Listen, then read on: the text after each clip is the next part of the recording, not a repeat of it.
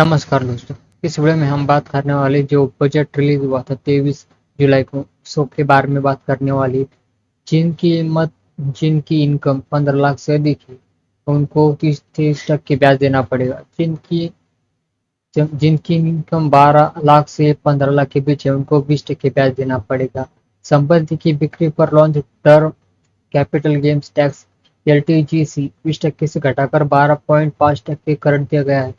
वित्त मंत्री ने लॉन्ग टर्म की परिभाषा को भी स्पष्ट किया, पर अभी लॉन्ग टर्म से माना जाएगा। इसमें शेयर, म्यूचुअल फंड और भी आएंगे और अनलिस्ट फाइनेंशियल और नॉन फाइनेंशियल दोनों एसेट्स को अगर 2 साल से अधिक उससे अधिक भी समय होता है तो उनको सिर्फ 12.5 किंवा बाद 20% ब्याज देना पड़ेगा।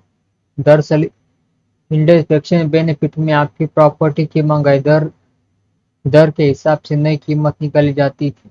उसके बाद जो रकम बचती थी उसके ऊपर 20% टैक्स लगता था। लेकिन अब मान लीजिए कि महंगाई सूचकांक के हिसाब से आज आपके पास 50 लाख की जमीन की कीमत 1.25 करोड़ रुपए है। तो जमीन की कीमत 1.25 करोड़ 1,25,00,000 मान ली जाती है।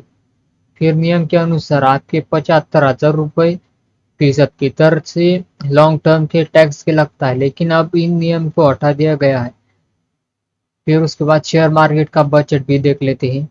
शेयर मार्केट बजट 2024 देश में अधिक विशेष पूंजी के आकर्षण करने के लिए एफएम सीताराम ने विदेशी कंपनियों पर कॉर्पोरेट टैक्स को 40% से अधिक घटाकर 25% करने का प्रस्ताव रखा है।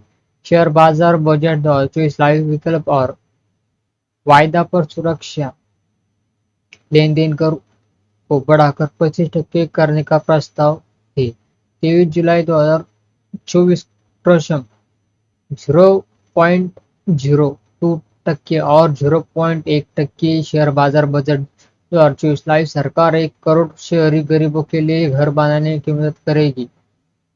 शेयर बाजार बजट 2024 लाइव शहरी 2.0 के तहत 10 लाख करोड़ है। निवेश से 1 करोड़ शहरी गरीबों को और मध्यम वर्ग परिवार को आवास जरूरतों को पूरा किया जाएगा। इसमें 2 लाख करोड़ की केंद्रीय सहायता शामिल होगा। सस्ती दरों पर ऋण की सुविधा के लिए ब्याज सब्सिडी की प्रावधान की भी परिकल्पना की गई है।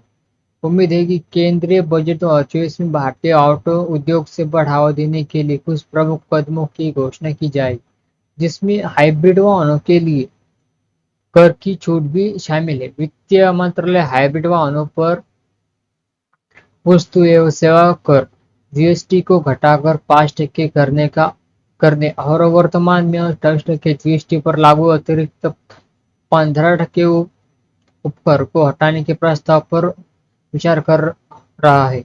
वर्तमान में हाइब्रिड वाहनों पर 40% और जीएसटी लगाया जाता है, जबकि आंतरिक दहन इंजन वाहनों पर 48% कर लगाया जाता है। बजट 2024 मोबाइल फोन खरीदारों के लिए अच्छी खबर। सीताराम ने 15% शुल्क कटौती की घोषणा की। वित्त मंत्री निर्मला सीताराम ने मंत्रालय को ईयर 25 के लिए पूर्ण बजट पेश करते हुए मोबाइल फोन और एक्सेसरीज पर 15% शुल्क कटौती की घोषणा की।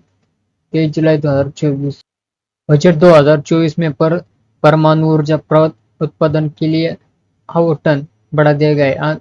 अंतरिक्ष अर्थव्यवस्था के उद्यम पूंजी के माध्यम से 1,000 करोड़ रुपए भी आवंटन किए गए हैं, जिसमें विदेश सेमीकंडक्टर उपयोग का हिस्सा बनेगा, जिसमें एक उच्च भविष्य दिखाई देगा। यही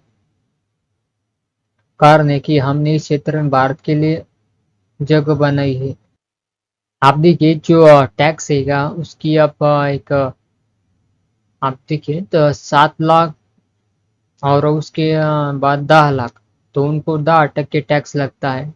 फिर 10 लाख से 12 लाख तो उनको 15% टैक्स लगेगा।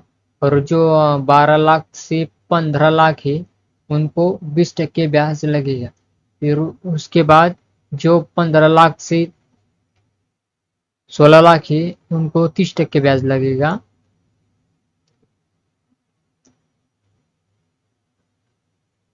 फिर उसके बाद जो इंडिविजुअल आदमी होगा उसके लिए जो 0 से 48 लाख था उनको 0% ब्याज लगेगा। और 48 लाख से 5 लाख के बीच उनको 5% ब्याज लगेगा, टैक्स लगेगा। तो जो 5 लाख से 10 लाख उनको 20% टैक्स लगेगा। फिर उसके बाद जो 10 लाख ही फिर जो 10 लाख ही तो उनको टैक्स लगेगा 30%। फिर उसके बाद जो सीनियर सिटीजन होते हैं उनके लिए एक टैक्स बिल निकाला है। जो 5 लाख से 5 लाख के उनके पास ही तो उनको 0% टैक्स लगेगा। और 5 लाख से 10 लाख उनको तो 20% ब्याज लगे टैक्स लगेगा। फिर उसके बाद जो 10 लाख 10 लाख रुपए है तो उनको 30% टैक्स देना ही पड़ेगा। जो surcharge rate of new tax एग्जन तो उनको 50 लाख से उनको 0%। फिर जो 50 लाख है 50 लाख से 1 करोड़ उनको 10% ब्याज लगेगा। और 1 करोड़ से तो 2 करोड़ उनको 15% ब्याज लगेगा। और जो 2 करोड़ है उनको तो 25% ब्याज लगेगा। फिर उसके बाद surcharge rate of in the world tax regime तो 0 से 50 लाख तो उनको 0% लगेगा। और जो 50 लाख से 1 करोड़ है उनको 10% लगेगा। 1 करोड़ से 2 करोड़ है उनको 15% लगेगा। तो 2 करोड़ से 5 करोड़ को उनको 25% लगेगा। और जो 5 करोड़ रुपए है उनको 37% ब्याज लगेगा।